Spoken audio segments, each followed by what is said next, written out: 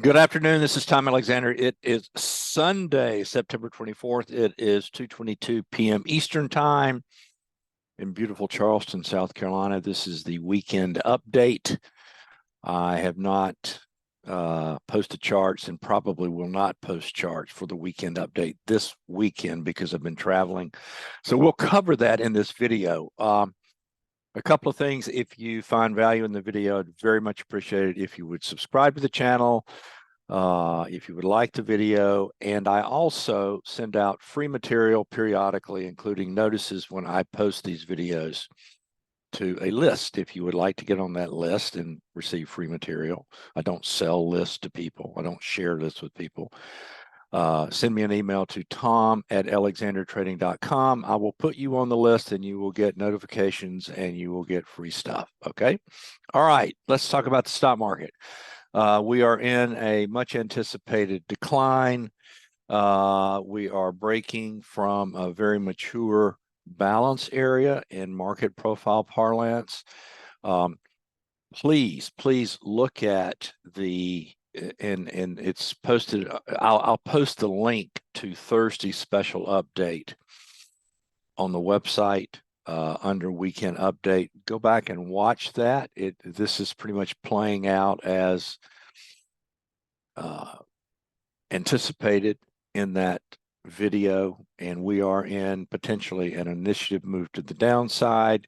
So let's talk about levels. Let's talk about the technical condition of the market. But the punchline here is that I think we'll have at least a short-term low by early next week, tomorrow or Tuesday. If we didn't on Friday, and I'm going to show you evidence that it could have occurred at Friday's close, yet to be determined. I think the most important thing to watch over the next week or so is going to be what happens following the next rally. There will be a rally at some point.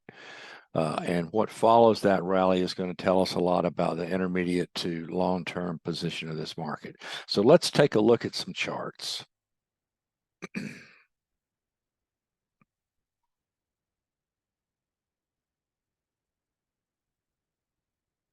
Okay, bear with me because I'm sort of going to be all over the place here because I'm not following the script of my written report. So this might be a little bit stream of consciousness. All right, this is the profile view, and this is a daily profile view. Each profile unit is 1 month of trade. And you can see from this perspective, and I'm going to show you another perspective in just a minute. You can see we reached a very mature structure in here, and then if we split this out, you can see perhaps the beginning of an initiative move to the downside. Now, what does that mean? Well, an initiative move is a trend, and when you have the market is this constant transition, this constant flow of a three-stage pattern of development. You have a trend, you have a stopping price, and then you have development around that trend, and then it starts over. Well, we had an extraordinarily mature structure coming into a week ago, Friday week ago, from a quarterly perspective. And I talked about that several different times. And this appears to be some phase of establishing a new range, a new distribution. It's an initiative phase of development where the market is predominantly directional until it becomes predominantly consolidation, becomes predominantly horizontal and trades in a range. But at this point, you're guessing if you think Friday was a low, could be at least a short-term low. I don't think it's the ultimate low, even if we're going to bottom fairly close to where we are. Now, I want to go up in time frame and show you the weekly profile view. And this was posted last weekend. This is on the website. You can find this very chart under weekend updates. And I talk about it on last Thursday's report as well. Now, if we look at this, we split this out, we could be in another initiative phase to the downside. Understand that when you're looking at a profile view on any software, that particular time frame has chronological constraints because it has to. But the actual auction itself is a constant flow. and it's constantly evolving. So you have to be careful when you artificially constrain what is a market, quote unquote, market profile or a given auction. Now, when you're comparing apples to apples, there's useful information there. But my point of this is that while technically the September auction, I mean, the third quarter auction is not complete, it very well could be, okay, big so what as far as the market? The market doesn't know. It very well could be that we've begun a new distribution, and this is we're in the early stages of establishing that range of distribution. All auctions ultimately establish a range and then develop within that range. So I think we could be in the very early stages of that step one, that trend, that distribution, that is a range defining, the range defining process of this auction process. This three-step auction process is the step one. Now, there are other possibilities as well. I'm not going to go down that rabbit hole, but that's the thing that I think is occurring at the moment. Let's look at the cash indices. This is the SPX. I'm going to get rid of some of these annotations so we can see a nice clean chart. I don't want anybody thinking there's special magic in lines that I have drawn up here. I want you to understand when I put something on a chart, why I put it there. And it never involves magic. All right, so we are trading below now a level that the market traded to and held here on this test. We're basically in an elevator shaft. And that elevator shaft extends all the way down into this rather broad area. This is if we were to look at a profile chart, there would be a volume node here. There's a minor volume node here. This is a very significant level, this area around 4165 to 4090. Now, does that mean we're going to go there? No, not necessarily. It does not mean we're going to go there. What about areas back to the upside? Well, I don't play the magic number game. I don't slap all sorts of fib retracements between pivots. I look at what buyers and sellers have done, and that gives us an idea from an auction market perspective what might, it gives us an if then type of scenario. Obviously, there's a big gap here. So this is uncharted territory back to the upside. You know, there are people that will tell you all gaps are almost all gaps are filled. That's true. Almost all gaps are filled. The ones that aren't filled will destroy your account no matter how much money you have. And you have to put the gap thing into a context. This could be a kickoff move. Now, maybe this gap gets filled, but it might be the year 2030 before it does. Now, I'm only being partially facetious, but my point is you don't necessarily think, oh, there's a gap, it's going to be filled by Wednesday. No, that's not the way it works. And as a matter of fact, from where we are right now, it is probably more likely that the market accelerates lower as opposed to stops at a time and fills this gap. Now, it could, but that's not, you can't trade that. So this is where we are in the SPX. There's really no good level to keep an eye on until you get down in here.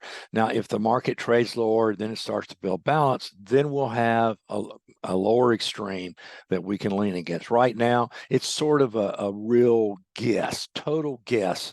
If we were to trade down into this area next week, that would be a waterfall decline, a complete washout, and yeah, then you're looking for a low.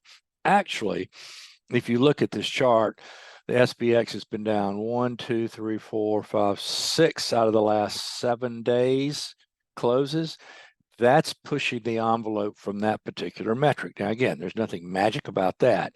It's just that from observation of 38 years of trading, it's unusual for the SPX to close down more than 4 days in a row. And when it does, when it closes down that third or fourth day in a row, then one or two things is going on. You're in the middle of a waterfall washout type of decline, or you're very close to a short-term low. I don't know which one it is. We shall see. I would not be loading the boat here long or short. Let's look at the NDX. Now, the NDX at the moment has held this equivalent low that has been taken out in the SPX. This what is it? 818 low, this mid-August low, but below there, and again, you're in an elevator shaft. All right, let's look at the Russell. The Russell is already into that equivalent area that I described in the SPX, where there is all this volume on the horizontal scale, and this area was tested. To me, this was a test of the October low that occurred last spring, and the market held here and traded higher. Now we're back into this area again. This level in this index is absolutely critical to the long-term prospects of this market. Now, I don't think the market, even if the Russell is going to break this, that it will break it by trading straight through it without any sort of retracement. But this level is really important, and we're already testing it again, the Russell. Okay, and looking at the Dow is 30 stocks, and the Dow can sort of go on its own. It had this really giant balance area form in here. This whole thing is a very two-sided trade, certainly to here.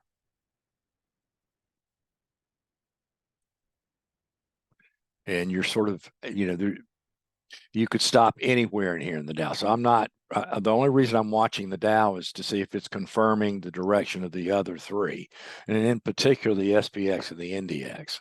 But it's, for the past year, the correlations, the normal correlation among the indices has been wildly disparate. It has been as disconnected as any time that I can recall in my 38-year trading career, but it's always something that should be watched. I have been saying since the October low a year ago that you're not going to have this ripping bull market if all the indices aren't more or less generally trading in the same direction and making higher highs and higher lows consistently in that index along the way. And that never occurred. It has yet to occur. Usually it was the Russell that was the laggard and was the head scratcher. But it's always been one of them in the entire move off the October low, and that's in spite of what was or has been or is an obvious bull market in the NDX. Okay, let's take a look at the technical view of this real quickly. And when I say technical, I'm not talking about magic numbers. I'm not talking about oscillators. I use something very simple when I'm looking at stock market, quote unquote, technicals. We have information in the stock market we do not have when we're trading gold, silver, corn, rice, whatever it is, pork bellies, Amazon, whatever. And that is the breadth of the market, because the indices are trees within a forest. We're trading that forest. But if there is a forest fire and some section, some of the trees are on fire in the forest, eventually the entire forest is going to catch on fire and burn. So that's why we follow NYSE data. I look at advancing issues. The red line that you see on my screen here is a 10-period moving average of advancing issues. The green is a 5-period moving average of advancing issues.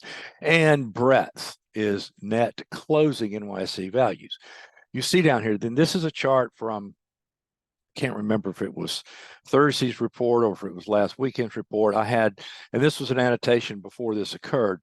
We were overdue for a negative 2,000 breadth reading. Well, we finally got it. We finally got it on Thursday. So this had to be Thursday. Well, actually, this could have been before Thursday, but the negative 2,000 breadth reading occurred on Thursday. You can see how few there have been since the spring of 2023. And you can tell in a bear trend, they are very prevalent. But that said, even in bear trends, you are usually near at least a short-term momentum low, which would lead, and if that's the case, price should not go much lower than it went on Friday prior to some sort of attempt at a bounce. Okay. Now let's take a shorter term look at this because I think it's really interesting. Okay, this is a 30-minute chart. This is the SPX, this is breadth under it.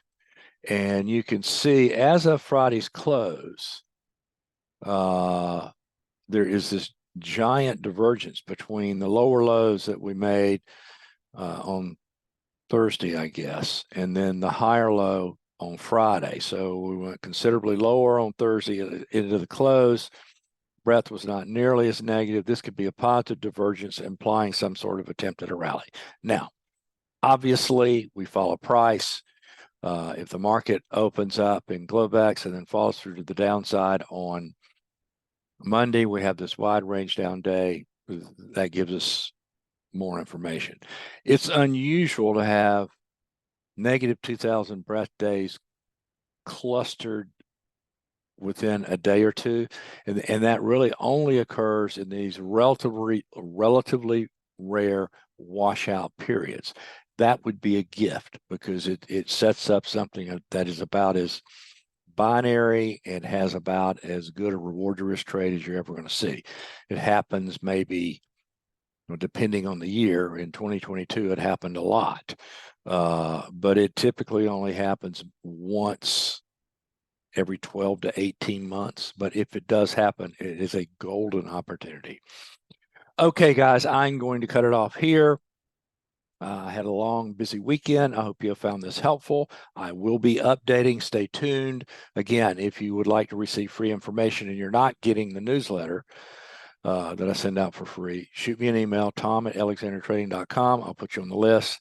If you found value, please like and please hit the like button. Please subscribe. You guys have great rest of your weekend. Talk with you again soon.